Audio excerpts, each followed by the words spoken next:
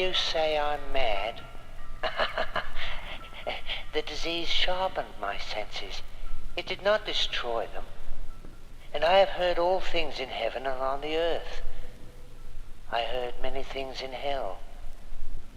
Am I mad?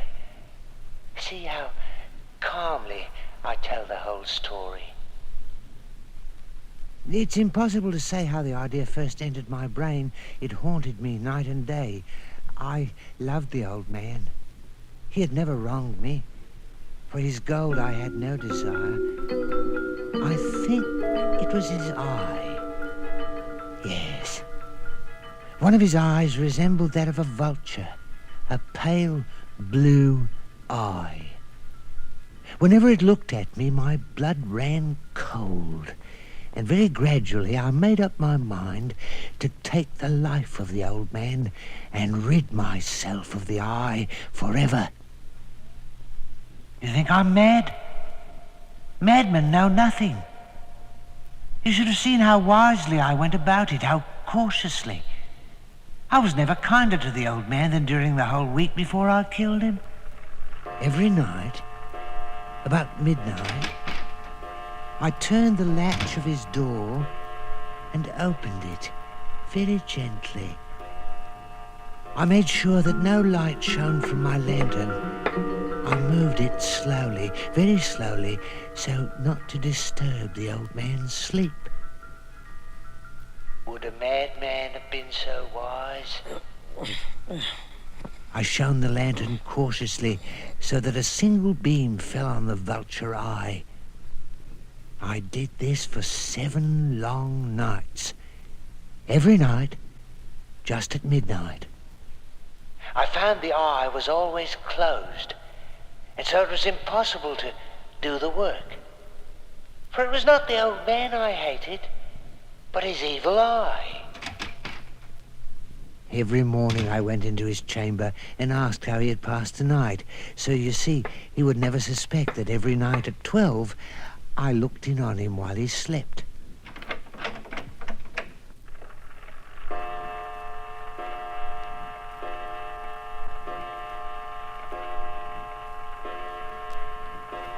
On the 8th night, I was more than careful opening the door. To think that there I was, opening the door, little by little, and he not even dreaming of my secret deeds and thoughts. I chuckled at the idea. Perhaps he heard me. He moved on the bed suddenly, as if startled. My thumb slipped on the lantern, and the old man sprang up in bed, crying out, "Who's there?" I kept still and said nothing. For a whole hour, I didn't move, not a muscle. Then I heard a slight groan, and I knew it was the groan of mortal terror. I knew the sound well. I knew what the old man felt and pitied him. I knew that he'd been lying awake ever since the first slight sound. His fears had been growing on him. He had been saying to himself, it's nothing but the wind in the chimney. It's only a mouse crossing the floor. But it was death approaching him.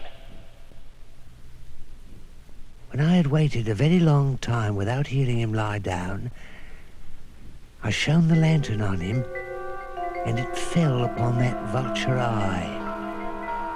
It was open, wide open, and I grew furious. There came to my ears a low, dull sound, the sound a clock makes all wrapped up in cotton. I knew that sound. It was the beating of the old man's heart.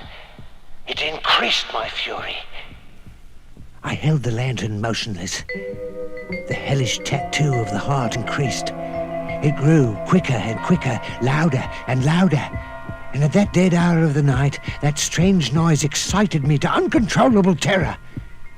The beating grew louder, louder. I thought the heart must burst. The old man's hour had come. I leaped into the room. He shrieked once, only once. I dragged him to the floor. The deed was done. But for many moments, the heart beat on with a muffled sound. It stopped. The old man was dead. He was stone dead. His eye would trouble me no more. If you still think me mad, you'll think so no longer when I describe the wise precautions I took to conceal the body. I took up 3 planks from the flooring of the chamber and put the body inside the floor.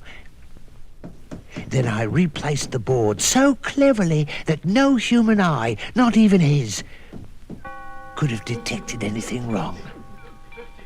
It was 4 in the morning when I was finished, still as dark as midnight. There came knocking on the street door.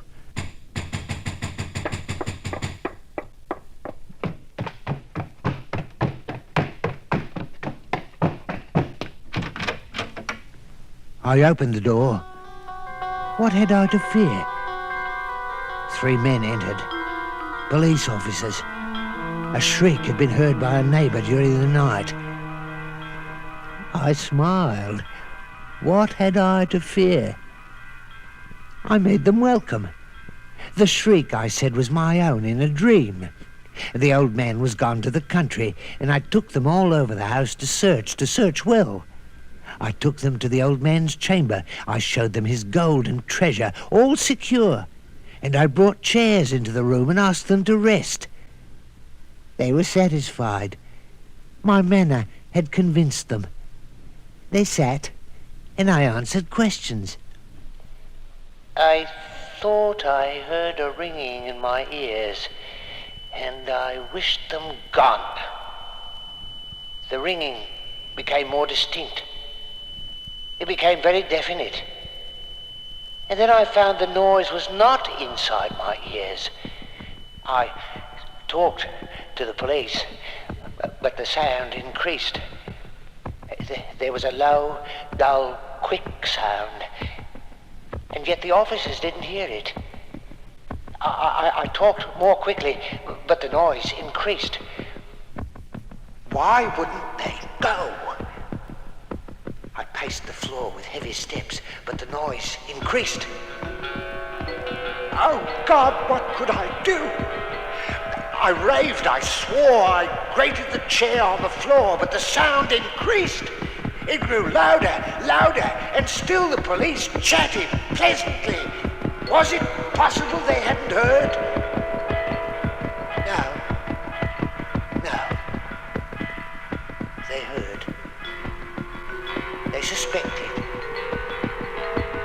They knew. I had to scream or die. The sound was louder, louder, louder. I admit the deed. Tear up the planks. Here it is. The beating of his hideous heart.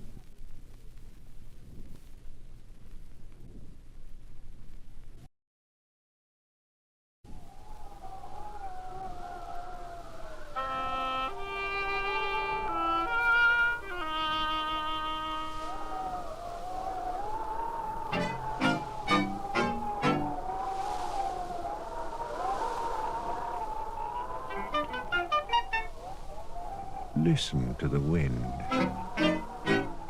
I should hardly think he'd come tonight. That's the worst of living so far out. Of all the beastly, slushy, out-of-the-way places to live in, this is the worst.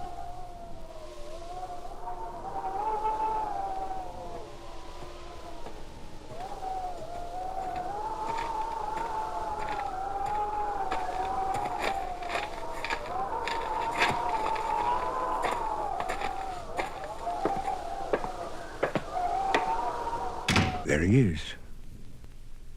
The old man rose as a tall, burly man entered. Sergeant Major Morris, said Mr. White, introducing him to his wife and his son Herbert. The little family gathered chairs by the fire, regarding with eager interest this visitor from distant parts who spoke of wild deeds, of wars and plagues and strange people. "I'd like to go to India myself," the old man spoke.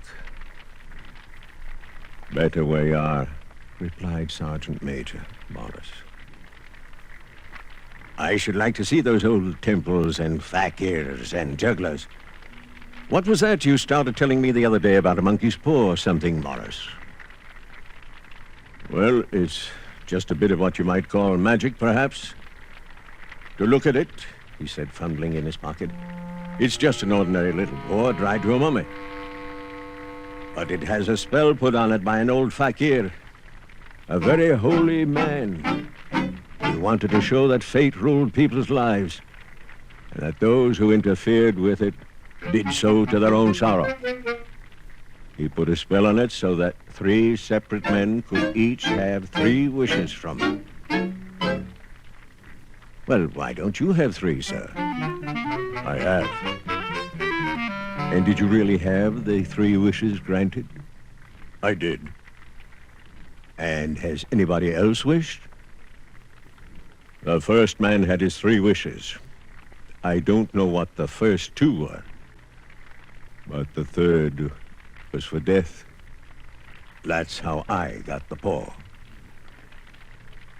"If you could have another 3 wishes, would you have them?" "I don't know." He took the paw and, dangling it between his forefinger and thumb, suddenly threw it upon the fire. White, with a slight cry, stooped down and snatched it off. "If you don't want it, Morris, give it to me." "No. I threw it on the fire. If you keep it, it's your own doing. Don't blame me for what happens." Mr. White shook his head and examined his new possession closely. "How do you do it? How do you wish with it?" "Hold it up in your right hand and wish aloud, but I warn you, only evil will come of it. I must be off now. But remember, if you must wish, wish for something sensible."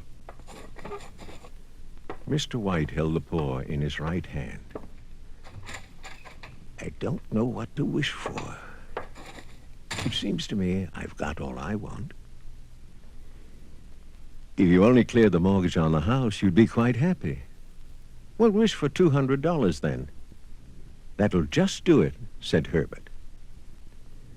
His father held up the talisman as the son sat down at the piano and struck a few impressive chords.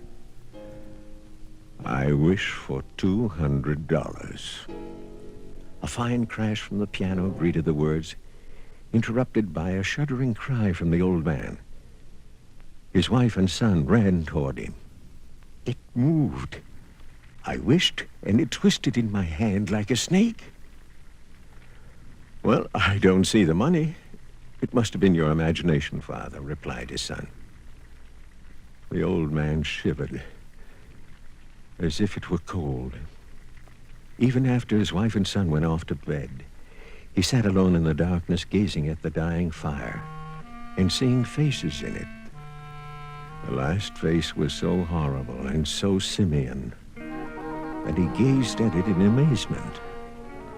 His hand grasped a monkey's paw, then he put it down, and with a little shiver he wiped his hand on his coat and went up to bed.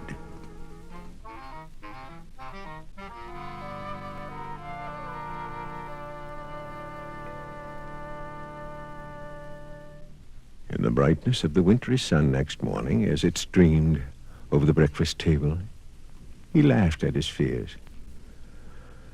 "Well, don't spend those $200 before I come back," said Herbert as he rose from the table to go to work. "That monkey's paw may turn you into a mean, avaricious man, and we shall have to disown you." He laughed, and his mother laughed, and following him to the door, watched him down the road. "Herbert will have some more of his funny remarks, I expect, when he comes home." "I dare say, but for all that, the thing moved in my hand. That I'll swear to you." "You thought it did?"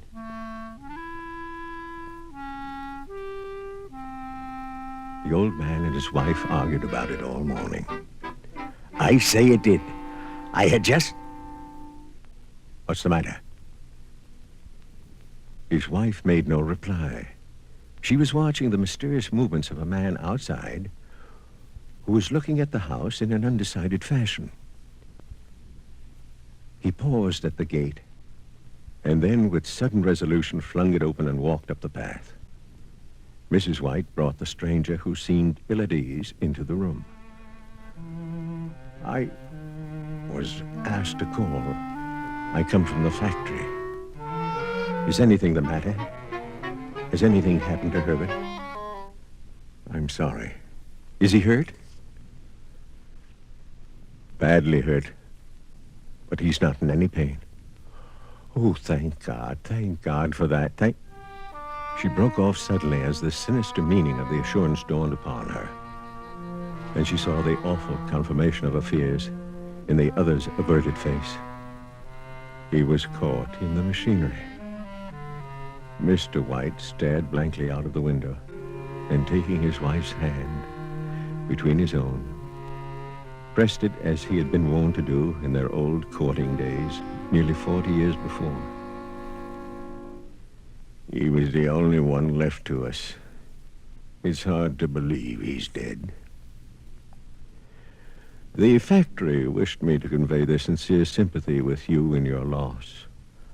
I was to say that they admit no liability at all, but in consideration of your son's services, they wish to present you with a certain sum as compensation.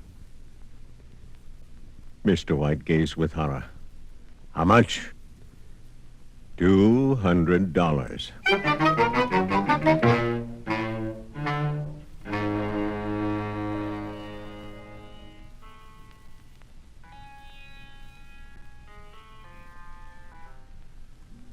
A week had passed since the old people had buried their son. Mr. White dozed fitfully until a sudden wild cry from his wife awoke him with a start. The paw! The monkey's paw! Where is it? What's the matter? I only just thought of it. Why didn't I think of it before? Think of what? The other two wishes. We only had one. Get it quickly. And wish, oh, my boy, my boy. But he has been dead 10 days, and besides, I could not tell you, but after the accident, I could recognize him only by his clothing. If he was too terrible for you to see then, how now? Bring him back. Do you think I fear the child I've nursed? Wish. Wish. He raised his hand and held the monkey's paw. I wish my son alive again.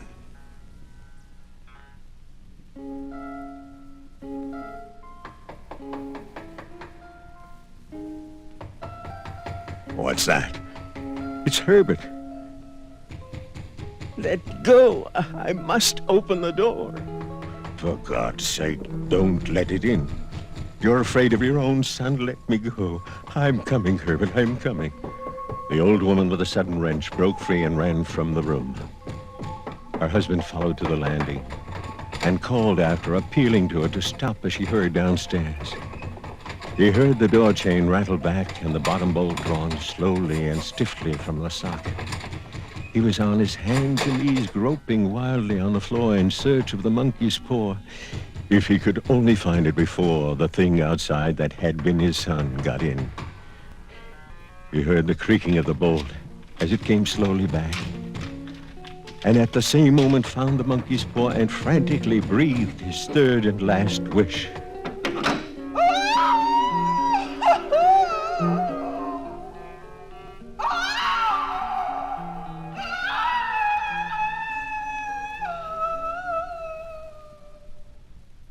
The street lamp flickering opposite shone upon a quiet and deserted road.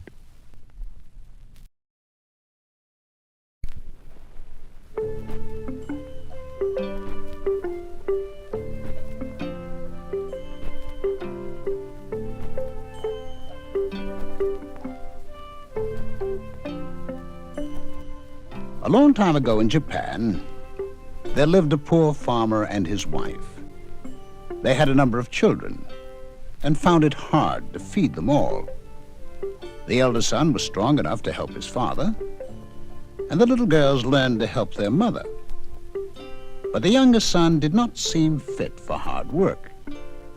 He was very clever, but quite weak and small for his age. So his parents thought it would be better for him to become a priest rather than a farmer. They took him to the village temple and asked the priest who lived there if he would teach him all that a priest ought to know. The old man spoke kindly to the boy and asked him some hard questions. So clever were the answers that the priest agreed to educate him for the priesthood. The boy learned quickly and was very obedient in most things. But he had one fault.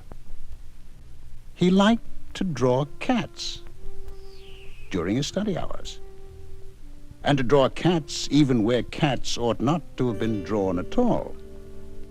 He drew them on the margins of the priest's books, and on the screens of the temple, and on the walls. Several times the priest told him that this was not right, but he could not stop drawing cats.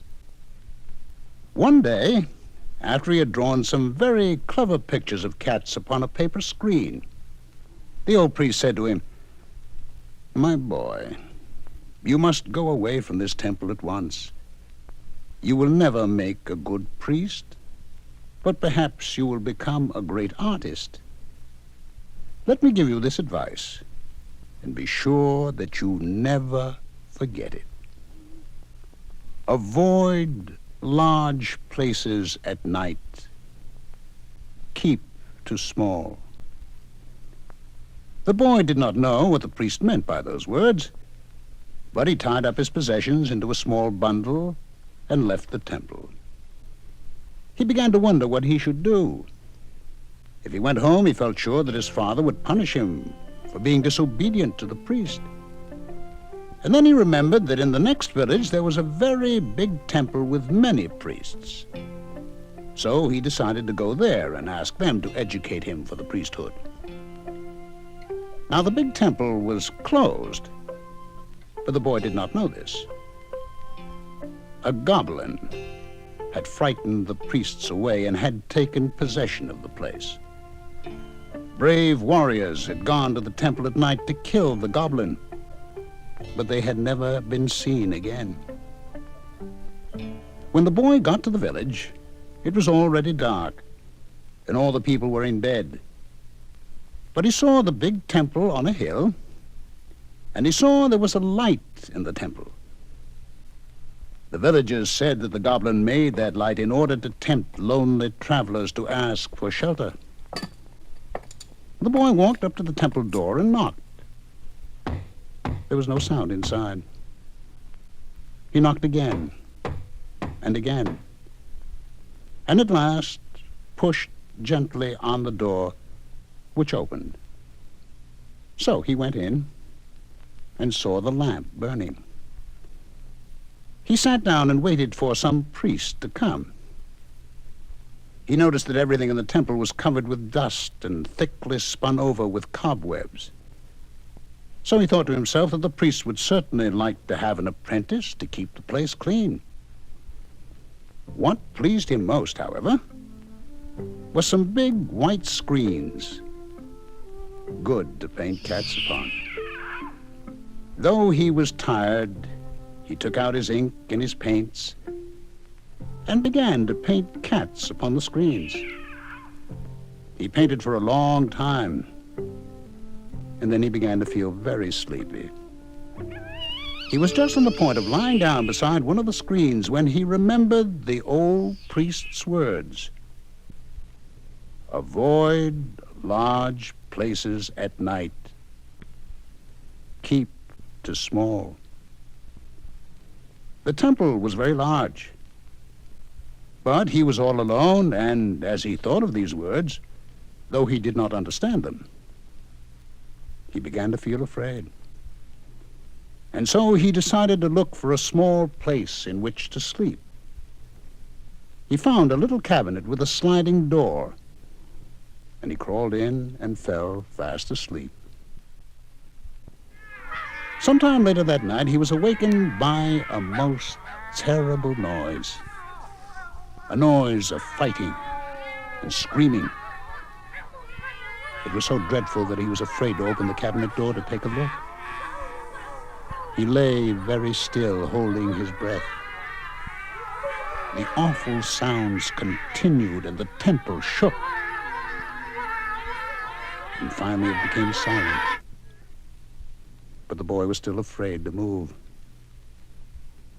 He did not move until the light of the morning sun shone into the cabinet through a chink in the sliding door. He got out of his hiding place very cautiously and looked about. The first thing he saw was that all the floor of the temple was covered with blood.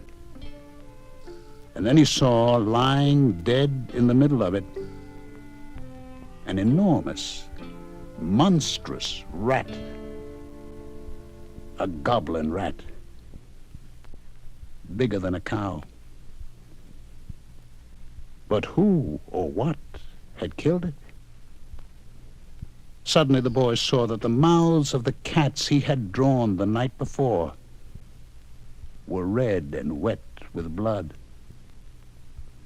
And then he knew that the goblin had been killed by the cats which he had drawn. And then also, for the first time, he understood why the wise old priest had said to him, "Avoid large places at night. Keep to small."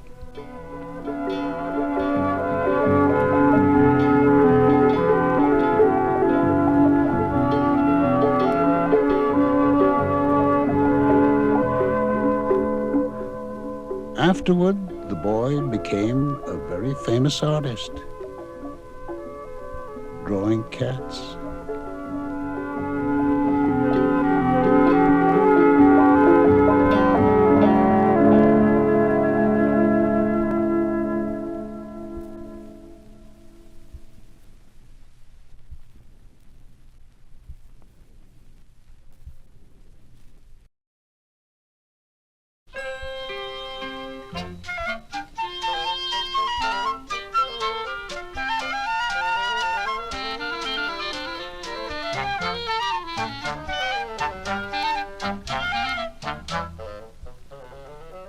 Mr. Nuttall was a very nervous man. He'd been undergoing treatment for several years now, and as he had an independent income and no need to work, he spent most of his time visiting friends and relatives. Before his nervous condition had come about, he'd been almost a total recluse, spending his time reading a large number of books. As a consequence, his visit to relatives consisted of meeting a large number of comparative strangers. It was in the early fall of the year when he knocked on the door of the Sappleton residence. He was ushered in by a very dignified 10-year-old girl who asked him to have a seat and told him that her aunt would be down shortly. She sat for a moment, glancing at a strangely bound book, and then, looking up, said, "Do you know many people around here?" "Hardly a soul," said Mr. Nuttall. "Then you know practically nothing about my aunt," said the girl. Mr. Nuttall admitted that he knew of her as a relative and her name and address. The young girl smiled sympathetically. "Her great tragedy happened just 3 years ago." Tragedy?" inquired the nervous Mr. Nuttall. The girl pointed to the French windows leading to the lawn. "You may wonder why we keep them open on an October afternoon." "Well, it is quite warm for this time of the year," replied Mr. Nuttall. "But has that window got anything to do with your aunt's tragedy?" "Oh, yes," said the girl. "Out through that window 3 years ago today, her husband and her 2 younger brothers went off for a day's hunting. They never came back. While crossing the moor to their favorite ground, they were all swallowed up in a treacherous piece of quicksand. Their bodies were never recovered. But that was the dreadful part of it. My poor aunt always thinks they will come back someday. They and the little brown dog that was lost with them will walk in that window just as they used to do. That is why the window is kept open every evening until nightfall. Poor dear aunt, she has often told me how they went out, her husband with his white raincoat over his arm, and Ronnie, her youngest brother, singing Do You Ken John Peel, as he always did, to tease her, because she said it got on her nerves. You know, on still, quiet evenings like this, I almost get the creepy feeling that they will walk in that window. Mr. Nuttall shuddered and was quite relieved when the aunt came into the room with a burst of apologies for being late in making her appearance. "I hope Vera has been amusing you," she said. "She's been very interesting," said Mr. Nuttall, glancing in the direction of the open window. The long shadows of the late afternoon made the distant trees even gloomier, he thought. "I hope you don't mind the open window," said the aunt in a brisk voice. "My husband and brothers will be home shortly from hunting, and they always come in this way. They've been out in the marshland, so they'll make a fine mess on my carpets, just like you menfolk." She rattled on cheerfully about the hunting and the scarcity of birds and the prospects of duck in the winter. To Mr. Nuttall, it was all horrible. He made a desperate but only partially successful attempt to turn the talk to a less ghastly topic. He was conscious that his hostess was giving him only a fragment of her attention, and her eyes were constantly straying to the open window. It was certainly an unfortunate coincidence that he should have paid his visit on this tragic anniversary. "The doctors agree in ordering me complete rest and an absence of mental excitement. On the matter of diet, they are not so much in agreement," said Mr. Nuttall, trying to capture the conversation. "No," said the aunt, yawning. And then she suddenly brightened into alert attention. Mr. Nuttall shivered slightly and turned to the little girl to give her a look of sympathy. The child was staring out through the open window with dazed horror in her eyes. In a chill shock of nameless fear, Mr. Nuttall swung round in his seat and looked in the same direction. There, in the deepening twilight, 3 figures were walking across the lawn toward the window. They all carried guns under their arms, and one carried a muddy white raincoat. A tired brown spaniel was at their heels. Noiselessly they neared the house, and then Mr. Nuttall heard, "Do ye ken John Peel with his coat so grey? Do ye ken John Peel at the break of day?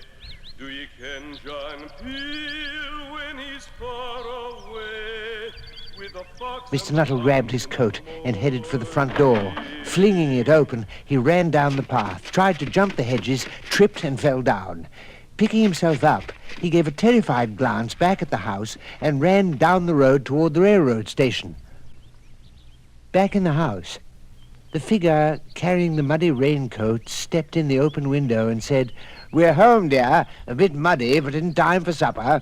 Who was that ran out as we came up to the house?" "Oh, that was Mr. Nuttall, dear," said the aunt. "Some distant relative that dropped in for a visit.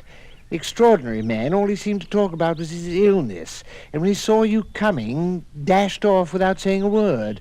I don't know what to make of it." The little girl shook her head gravely and said, "I expect it was the spaniel. Mr. Nuttall has a horror of dogs. He was telling me just before you came down that once he was chased into a cemetery by a pack of wild dogs and had to spend the night in a newly dug grave with the creatures snarling, grinning, and foaming just above him." "Oh, why, the poor man," said her aunt. "One would have thought that he had seen a ghost." The little girl smiled sweetly.